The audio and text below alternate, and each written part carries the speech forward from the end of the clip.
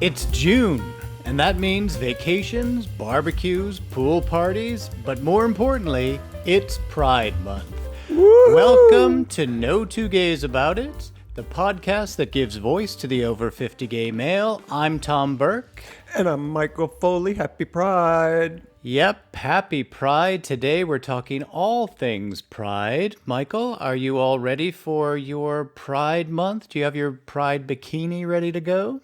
I gave up my Pride bikini back in the 80s. And it was a one piece, actually, not a bikini, because, it's the tummy thing. But yeah, I'm excited. The festivities have already started, and it's a month I've always looked forward to since I came out way back in 1981. How about you? What's happening on your Pride agenda? I don't know yet. I'm ready. Send those invitations my way, and I'll be there. I've got plenty of rainbow clothing. So yeah, I could attest to that. Okay, there you can. Yeah, I met Michael for dinner last week. My husband, Michael, a friend of ours, Alana. Michael throwing a little shade over to me in my fantastic Palm Springs outfit that I had on. It was an outfit. It was matchy-matchy, top and bottom. It was. I looked sensational. All right, let's get talking about Pride. But before we actually can talk about when did it start and, what is Pride all about? Well, that's what we need to talk about. What is Pride all about? What's the meaning behind Pride Month? Can you tell us? I can. Okay. Pride grew out of a bunch of activists' demonstrations in the mid to late 60s. Right. And then when the Stonewall riot happened in 1969, June of 1969, the following year, these activists in New York, Philadelphia, and DC got together and felt the fight needed to be taken nationwide. And that is the beginning of Pride. And there was a Pride march held in Los Angeles, Chicago, and New York. And it has grown exponentially ever since. Well, but what's the actual meaning behind Pride?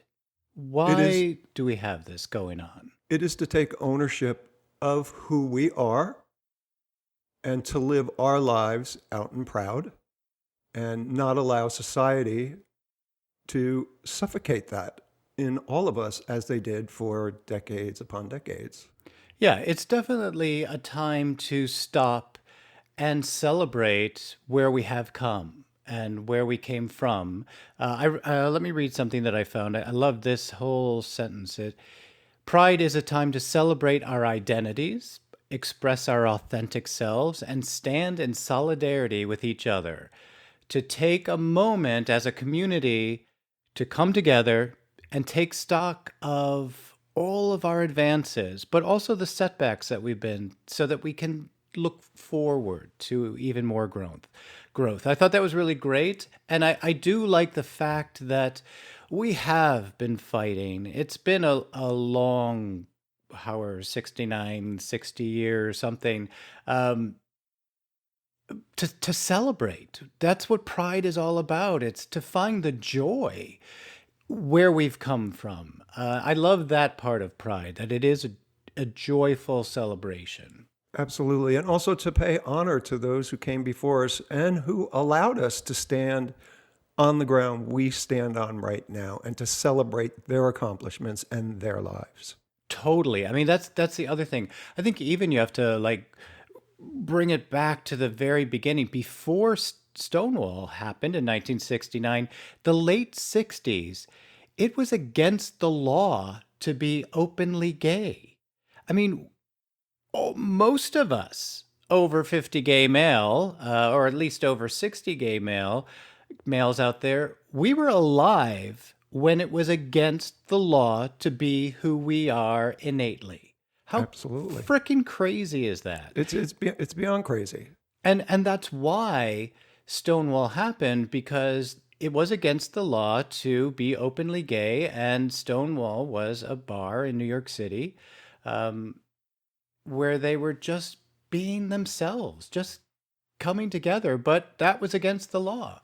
And one of the great things that happened at Stonewall, it was everyone that was kind of standing up for their rights, but it was a group of trans people of color who stood up. And I think that's freaking amazing. And the drag community.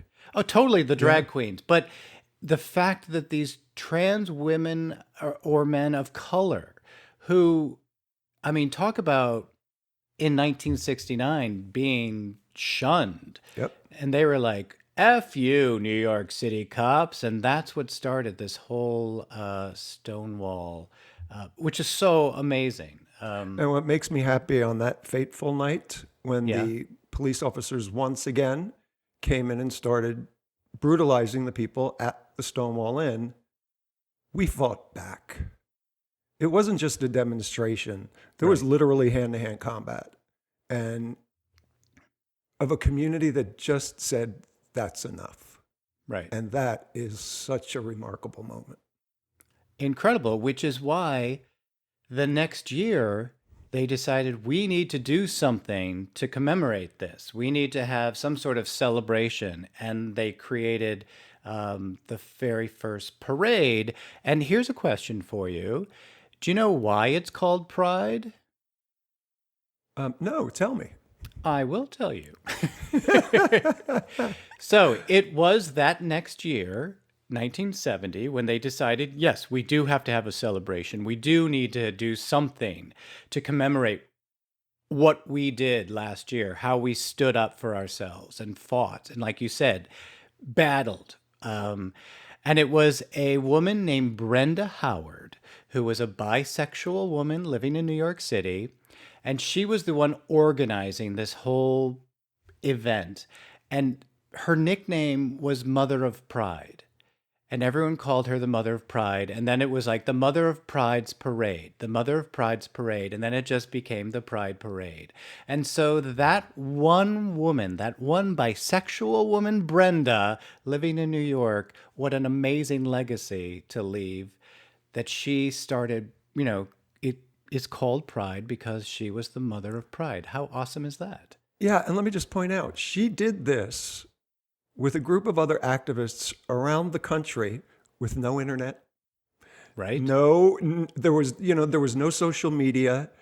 We're talking true legwork here, Yeah. and sweat and blood, and she put all of that into making sure we were seen. And what a remarkable legacy to leave. Right? Not only her, but all of those people, all the drag community that was fighting, the trans people of color that were fighting. And here's an aside, and I know you know this as well. Michael and I both live in Palm Springs, and we have a drag queen that is living in Palm Springs named Bijou. I got to find Bijou's real name because I want to, it's so amazing. But Bijou was at Stonewall when this happened and is still performing here. William Perez. Yeah. Name is William Perez Bijou. Still performing here in Palm Springs. Still putting on those heels. She is. And do you remember when maybe a few weeks ago, I told you about this screening of Thoroughly Modern Millie I went to see? Right, yes. Bijou performed at the beginning of it. Unbelievable, and right? It was awesome. She Yeah. showed up. She was dressed to the nines in this flapper outfit. And from even before, during the cocktail hour, she was entertaining the masses. And, Unbelievable. just to see that and to see that legacy she brought with her was quite humbling. Yeah, I just hope that all the younger gays out there realize what people like Bijou did for them, because it's because of Bijou and because of that drag community and everybody who was at the Stonewall Inn, why we're able to do what we're able to do today. So I really do hope that the history is being learned by the younger gays. You know? Yeah, me too. I really do. I hope that is a thing these days. And I know I spend a lot of time with I've mentioned this before. I have a lot of younger friends, and I always push them. I'm like, know your history, Right. please. It not only serves them, it serves who came before them, and it's going to serve who comes after them. Yes, exactly. Um, hey, I've got another bit of history surrounding this whole month of Pride. We're all aware of the rainbow flag, right, that symbolizes pride, correct? Do you, Michael, know where and when that first came to be? I do. Okay, tell us. Um, it came to be in San Francisco Right. by another activist who Well, he was also an artist. absolutely, Yeah. absolutely. I mean, on some level, I sort of have that all artists are activists. On creating art is making a stand. I Okay. think. Yeah. Sure. Um, yeah. That's just me. That's just my So take on it. that artist who painted that life-size portrait of Donald Trump, he's an activist. I mean, in his mind, I'm sure he is. Okay. And that's the thing about Fantastic. activism. There's usually two sides, which is why there has to be activism, right? Sure, there's more than two 'cause- sides. There's all kinds of sides, right? Yeah. Yeah. So, but All the right, name so is back to eluding the- me. Tell me his name. Back to the flag. Gilbert Baker. Thank you. In San Francisco, and he was commissioned to do that. You know by who? Tell me. Harvey Milk. We all know course. Harvey Milk, right? The first openly gay elected official in the U.S. He was a city supervisor in San Francisco, Harvey Milk. He commissioned Gilbert Baker to create some sort of symbol, and then that became the flag. And he chose the rainbow. And I think that I have to get these exact things. According to Baker, he chose the rainbow because it's the rainbow of humanity to symbolize all genders and races. Each of the 6 colors of the rainbow flag represent a different aspect of the LGBTQ movement, and they are life, healing, sunlight, nature, serenity, and spirit. And that follows the order of Roy G. Biv, which we all learned way back when in the Stone Age. Do you remember Tell Roy us. G. Biv? Tell us who is Roy G. Biv. It's the colors of the rainbow. It's a way to remember the order of the color of the rainbows. I had no clue about that. Really? So Really? it's red, orange, yellow, green, Blue, B. Roy G. Biv, and blue and violet. I can spell. I don't know this, but I certainly can spell. Oh my God, that was like I remember learning that in science class really early on. I have no idea when, but yeah, Roy G. you Biv at- has always stuck with me. Did you wear a helmet to work and ride on a special bus? Yes, I did. Okay, I was just wondering. No, Yes. no. See, I've never heard of that. That's Wow. pretty cool. Okay. But Yeah, yes, cool. those little things you just gave follow that order. Life. So red is healing. life, exactly. Got it. Okay, very cool. So not only those 6 colors. So he did that in what 1978, but then in 2017 in Philadelphia for their Pride, they added black and brown stripes, and those, as we all know, represent the LGBTQ people of color, because at the time, and still, they are feeling a bit marginalized from our community, which is really an unfortunate thing. Absolutely. Yeah, but now they feel a little bit more included on our flag, and then in the last few years we've added 2 more colors onto this flag, baby blue and light pink, and those, Michael, Those represent the trans community. there you go. So Again, and it's ironic that those colors would be added so late, just because those are the people who, again, started started yeah. Stonewall. But yeah, I mean, I guess maybe in the beginning they felt that those 6 colors represented everybody, but they just needed to get a little bit more specific because we like to be specific in this world.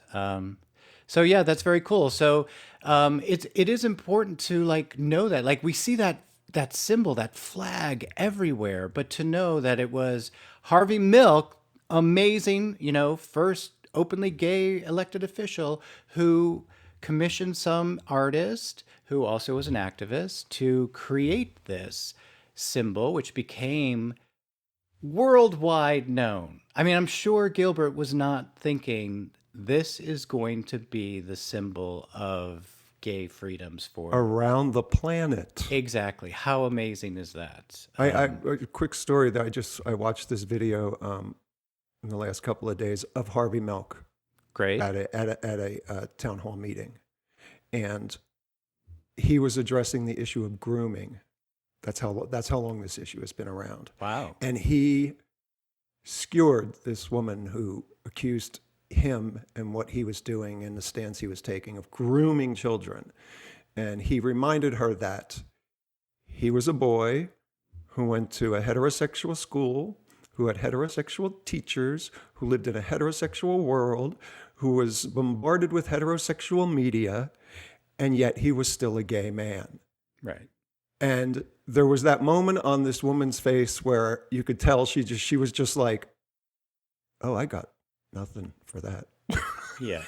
And it's amazing that today that is still their battle cry. Well, us, all of us gay men over 50, over 40, we didn't have anything gay out in the world. We didn't get to go to Target and see rainbow t-shirts.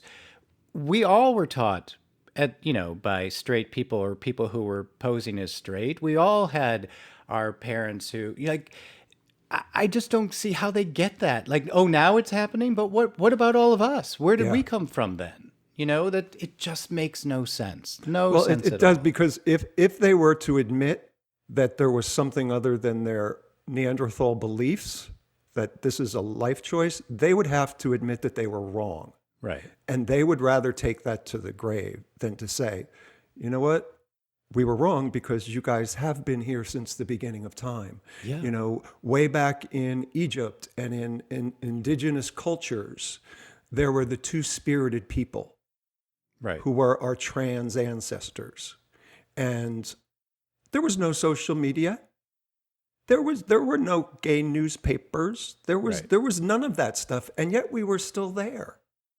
So I mean, yeah, look at the guys at the people at the Stonewall Inn, the drag community that was there then. Their parents were taking them to drag reading things at the library. They weren't watching RuPaul's Drag Race on television because it wasn't there. Right. And yet they still became who they were. So just nuts. It's just nuts. yeah. But which even just feeds us more to, yes, we do need to have this month to celebrate us, to celebrate where we have come from. And like I said in the very beginning, to just take a moment and step back and go okay, these are all the things we achieved this year. These are the setbacks that maybe we have had this year. Not to dwell on them and get all angry during this month, just to note them and still celebrate who we are as a community and how amazing all of us are. Because we are just like that flag. We are all so many different colors, There's not just, oh, here's the gay people, we're all red, No, we are all these colors. And each one of us is just filled with different colors when we're allowed to be who we are. And I think that's why, Cyndi Lauper's song True Colors has Right. become such an anthem for our community, because it speaks to our hearts and it makes us feel included. She wrote that for her sister, right? Who is a gay woman. Yeah. Yeah. So, she wrote it from her heart To all ours. through, and it was just through love. Yeah. So, yeah. Yes. It was that bridge. And it's amazing how that song still resonates with, our community, and how you hear it, especially during this month, Sure. pretty much everywhere you go. Yeah, which is great. There are so many of those songs, the pride songs, like the song family. from, what? We are family. Yeah, We Are Family. Awesome. I Am What I Am from Lacage. Lacage. Yeah, all of those songs that are the anthems of our pride, which is fantastic. Yeah, so amazing. And those say to us, we see you. That means so much. Sure. I remember when Barack Obama gave his inaugural, and he did something that came out of the blue, but made me weep. He included us in his speech. Cool. First time ever in front of our White House that a president of the United States included our community. That was I will never forget that moment. Yeah, that's fantastic.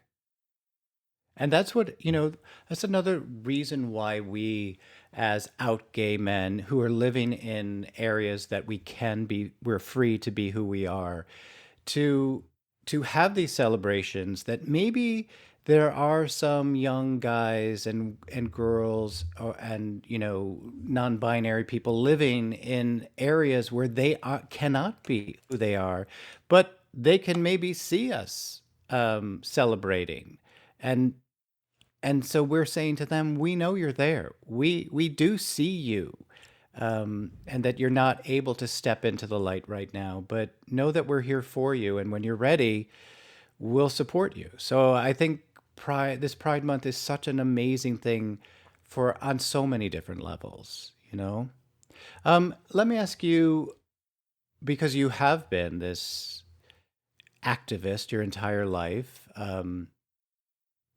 tell us some of your Pride experiences over the years. Well, I remember my very first Pride. It was in 1982. So I had already been out about 10 months, and I met some friends in Jersey, and we took the train in because we knew driving into the village would be a nightmare. So we get off the subway stop at Christopher Street, and it was so overwhelming to see thousands of people lining Christopher Street. Right. And I just remember all of those years of feeling so alone. And then you walk into this, and it was like walking into the sun. It was just remarkable on so many levels. And then I see the parade. And it was activists back then. And it was people using their voice to say, we're here, we're queer, we're not going away. Right. And I think that lit that spark in me. That was like, I want to be that. And it's that Pride experience I will never forget. Fantastic. And I've had a number of them in a number of different cities across the country and around the world during Pride. But that one for me is the one that resonates so deeply and will never leave me. That's awesome. Yeah. So you've been to Prides, and well, tell us some of the cities that you've been. New York, LA, Chicago, Miami, Amsterdam. Yeah, there's been a lot. I got around. Well, we all know And that. I feel it's hugely important because different cities celebrate differently. And it was a fun thing for me all the time, especially after I became part of ACT UP and was working at the Gay Men's Health Crisis. You always had those activists from the other side, the right, who would be corralled into this little area, and it was the Christian right, who was like, you're going to burn in hell and all that other stuff. Right. And I had some friends who we would go up very nicely and have conversations with them. So, why are you here? What is your point? Well, God hates fags. It's like, well, actually, do you follow the teachings of Jesus? And they're like, of course we do. I'm like, well, you do realize Jesus never said a word about homosexuality, right? Well, that's not true. Leviticus, blah, blah, blah. I'm like, yeah, well, that wasn't Jesus, just FYI. Right. And that poly cotton blend you're wearing right now? That's also an abomination. So, and if you had bacon this morning, you're going to burn right along with us. And they couldn't wrap their heads around that.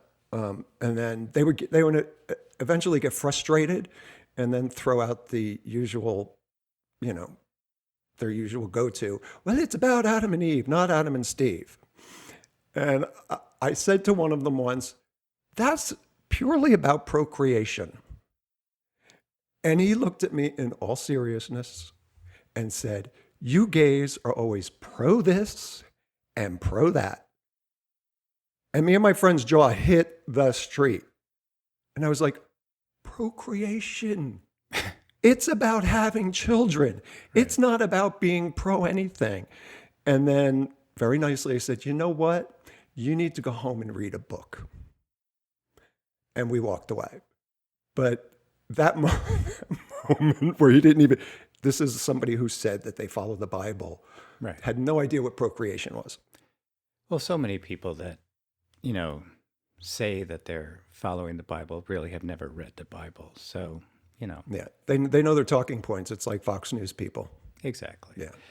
So what are some of your Pride experiences? Well, mine are not. I've never really been to Pride. I pretty sure I've been to one in LA. Just kind of like walked through it once, but I've never been one of those like, you know, as you, the activists out there in the streets. But I have definitely celebrated Pride in a, you know, smaller way. Or one of the ways that my husband and I do, you know, have celebrated is through, you know, some sort of like fundraiser for something to do with Pride.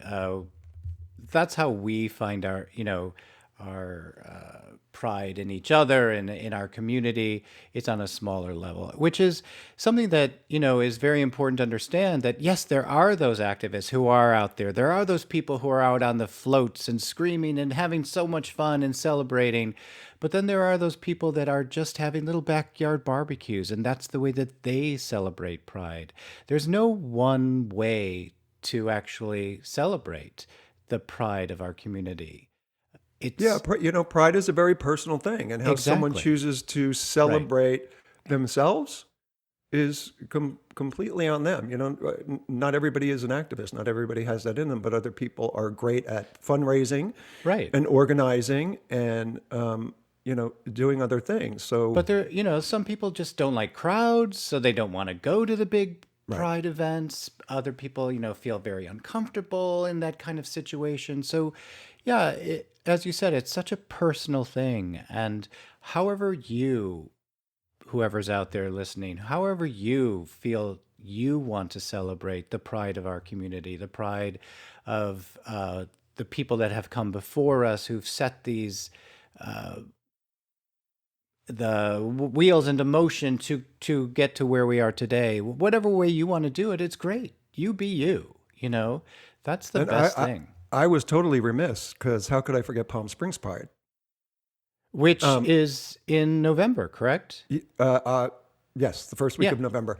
And I would love for you to come this year because it's such a different experience. Okay. And they close off about a mile of road here, and it's just games and booths and music, and it's very different from Los Angeles. So I think you guys would really, really, really enjoy it. So Okay. I want to push you to go this year when it comes around. Okay. And that's something to note as well, that yes, June is the Pride Month throughout the world. But as with Palm Springs, certain cities have their Pride celebrations at different times throughout the year, so that this Pride continues throughout the year. It's not just a 1 month and done. We're not going to be proud anymore. It's over. And as you said, it is such an international thing now. You know, Australia, Brazil. I saw on television, and I did not know this, one of the gayest cities in the entire world is Tel Aviv. Did you know that? I knew that there was a thriving scene. I didn't realize it was that Huge. Holy smokes! I watched this whole thing about the gay community there and their pride from last year, and that they're going to try to up it this year. And I was like, I had no clue, no clue whatsoever. So how brilliant is that? But of course, there's also Toronto and Vancouver and all the really major cities. But also, like I said, there are smaller cities that are doing their celebrations of pride in their way, you know? I just saw. So when I came out. My first bar was in Asbury Park, New Jersey. Um, a friend was posting pictures from their Pride parade this past week, um, and it just made me warm and fuzzy Yeah. because this little shore town in Jersey is now having their own Pride parade and has been for a while, and it was just kind of awesome, and it brought back so many wonderful memories of Asbury Park during the '80s, and believe it or not, there were 7 gay bars there. Um, Wow. yeah, and Okay. now this little town in Jersey on the shore has their own Pride, and And it's I'm sure that there are little towns all across the country that are doing their own little versions of pride, which is fantastic. So, keep that up. And it's like I said earlier as well, it's for those younger people who aren't ready to step into the light to see that people like them are there as well. yeah, Because and so you know many. what? There are a lot of people in our generation too who still Oh yeah, can't step into that light because of the restraints society and religion had put on us. So right. let's encourage them to step into that light as well, because we're here for you. And yet, if you still can't do it, know that we understand that. Yeah. No one is forcing you to do anything. No one's forcing you to get up on a float in a little rainbow speedo and gyrate up there. That's not what this is all about. It's about celebrating who we are as a community and where we've come, and definitely celebrating those people in 1969 who started this whole thing for us, because without them we might all still be hiding in the Yeah. shadows. And Pride is also about celebrating who you are. Exactly. Yeah. Whatever that may be. Again, you do you. Whoever you are, you do you in the best light that you can. Um, Because we are a rainbow, and every single color is a valid and essential color. None of the others can exist without. Aw, that Smell was me. brilliant. Smell me. How was that? That I was have I have great. moments. I have moments. Yeah. Wow, I'm actually going to probably steal that. So that was great. Yes, we all have our color. So let your color shine. Fantastic. So this is great. So tell us, do you have any like big plans, any specific plans for this Pride Month for you? Going back to Los Angeles next week. Okay. I missed their Pride, which was also last week. But me and a group of guys are going to Disney, and we're going to make it so gay that it's not going to be funny. Like it isn't already. I know, Is it but is I it love gay me some days? Is Disney. this gay days? No, Gay Or Days. or it's just you guys showing up is making it gay days. Well, there is a Pride Month acknowledgement on Disney's Okay. part, because as Oh, you know, right now at fantastic. Disney World, there's this huge convention going on and giving Miss DeSantis the big middle finger. You go Disney World. But yeah, there's a lot of homos there in June, and we do our thing. But Gay Days are now in. They moved it to October, and it Okay. coincides with their Halloween haunt. Oh, So unless okay, something cool. has changed and since I left LA, I'm pretty sure that's still when it is. Fantastic. All right. Well, I hope that you have an amazing gay time in Disneyland. What's on Uh, your big gay agenda? like I said, I don't have anything yet. I'm waiting Come to for all those. Disney. Come to Disney. I'm just not the Disney guy, but I know there will be. Palm Springs is probably the most social city I've ever lived in, and so I'm sure there will be plenty of gay festivities. Oh, what did I invite you to in a couple of weeks? Remember, they're closing down arenas. Big Yes, gay barbecue. a big gay barbecue. Yeah, Great, for Pride Month. So you're going to great. go to that. I'm going to go to that. So that's one thing Excellent. for me to look forward to. So awesome. So, we would love everyone out there to share with us your Pride celebratory events, everything that you're doing out there, or things that you feel are important to talk about Pride. Let us know. Michael, how can people do that? You guys could reach us at No Two Gays About It, and that is the number 2, on any of the social media platforms except for Twitter. So we are on Facebook and Instagram and TikTok. And you could also Gmail us at No Two Gays About It. Again, the number 2, No Two Gays About It at gmail.com. And these are Tom's favorite places because you get to see his prettiness. Yeah, okay. He's wearing leather today. Is that for Pride Month? I want to ask. No, it's No? not. Okay.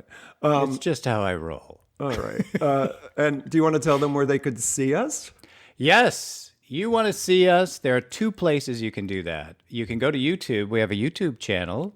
It's just as Michael said earlier, it's No Two Gays About It with the number 2. And if you'd like to support our fantastic podcast, you can see videos of us at Patreon. How can they get us at Patreon? I have no idea. It's patreon.com/No Two Gays About It. There you go. And become part of our Patreon family. And you We'd get love early you. access to videos and little shorts and stuff like that. So, Fantastic. if you want to support us in a different way, pop on over Great. there. So now, Michael, what we normally do now is my favorite segment of our show, which is the Savage side eye. savage side eye. Can I give a quick one? I know we want to keep it happy, but somebody texted. Well, no, we can savagely side eye whoever you'd like. This is where Michael and I throw a little shade onto somebody who is bugging us or doing something against our community. So, who are you throwing some shade to? Who's that savage side eye being thrown at? Fasten your seatbelts. Yeah. It's going to be us. Us 2 homosexuals sitting here having conversation because in last week's show Yes. about gay icons, Yes. we left out 4 huge icons. Okay. And that would be B. Arthur, Betty White, Rue McClanahan, and Estelle Getty, the Golden Girls, who, come on, how did we miss them? But anyway, I'm giving us the side eye for neglecting to mention those 4 amazing women and their contribution. I think they're 4 amazing women. I'm not quite sure they're icons. That's okay. Right. We all have our own opinions. Absolutely. But I mean, okay, come on. They did shows on gay marriage and AIDS long before it was popular and took very big risks. So Okay. they are endeared to our community, I think, forever. Okay. At least in my heart. And you know what? I know, oh my gosh, I know so many younger folks in the community who discovered the Golden Girls and they're like, okay, this is better than sliced bread. They're Okay. just So amazing. I'm going to let you even cast a larger side eye to me. I'm not a Golden Girls fan. I never watched the show. I've seen a couple of them. I've kind of chuckled, but I'm like, no, it's not my thing. Sorry. So one of these nights where you're at home and searching No. for something to watch, No. start at season 2 and just go from there. Just a couple. Especially the one where Blanche's brother comes out to her as gay. And then he's in a subsequent episode where he brings his partner back to the house because they're getting married. And, you know, Blanche being Blanche has a really hard time with it, which is ironic. And it's usually Estelle Getty who in those moments has the pearl of wisdom, who brings the conversation back to love is love. And Okay. then Blanche got it. Okay. But anyway, you don't have to be a Golden Girls fan. But Thank you very much. I'm giving us the side eye regardless. All right, and fine, give it to me. I'm fine for not being a big Golden Girls fan. That's I all know right. it's a thing, but we all have our things, right? We do. We do. Awesome. All right, well, Michael, happy Pride to you. I hope you have a very joyful and celebratory month. Feeling the pride of yourself and everything that you've done for our community. I think that's great. You're another person. All of you activists are people that we are proud of and very thankful, grateful for the work that you've done. So I hope you feel that as well during this month. Thank you. And I have to say, we are nothing without people like you who support us and make donations and do the fundraisers. So, again, it's the colors of the rainbow. We don't exist without you. So thank you. Thank you. And thank everyone out there for listening to us and supporting our No Two Gays About It podcast. We hope you all have an amazing, colorful, happy, joyful Pride Month. And until next time. Thank you, Tom. Thank you, Jessica, back there doing all the legwork for us. We love you. Thank you.